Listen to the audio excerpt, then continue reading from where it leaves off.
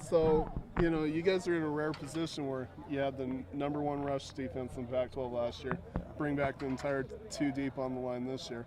What does that mean for the defense to have that kind of foundation going into the season? Well, it just means, we have to be that much more disciplined in how we go about things in practice, paying attention to the details so that season comes and we can just brush up. Right now is just the time to, get ready for that and to execute during the season. What kind of goes into building a top-ranked rush defense like that? I mean, what goes into it on the practice field? What goes into it during the week and to be that way in game day? Yeah, I think mainly it has to do with consistency.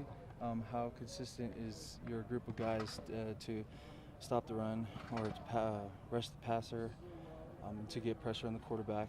And it's just day in and day out. It starts here at the practice field where, we go after it every day.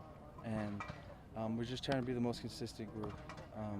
There's a lot of hype around us, but we need to be consistent this season.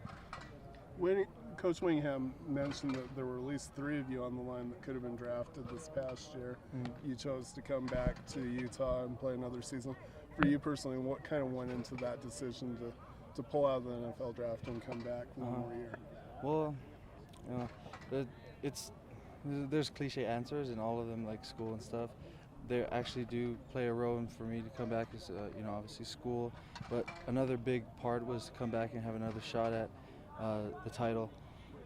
Especially we were so close last year with everything that went down, one play away, things like that, and we were all just itching to come back. It wasn't too hard for us to decide to come back. How do you feel you've grown as a leader? I think my style has been the same all throughout since I've been here. I like to lead by example more than words, but if there's something that needs to be said, I'll say it. And so, I think that's the type of leader that I am, and it's just been like that. You're a guy who likes to play with a little bit of a chip on your shoulder. How do you keep that chip on your shoulder with expectations high and, getting all these preseason accolades? Yeah. Well, I wasn't preseason accolades really doesn't matter to me. What made me playing with a chip is just playing competitive, playing kind of with anger, but like controlled anger. My high school coach always said controlled chaos, and that's how I like to model my game after, is to be controlled but chaotic, however you say it. So entering your last season as a senior, is there areas that you're focusing on that you want to improve before the season starts? Areas, yeah. Every single aspect I want to improve on, whether it's to stop the run or rush the passer.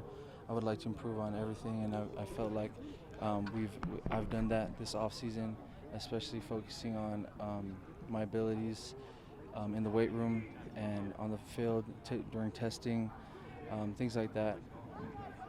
That was my main focus, and it's improved.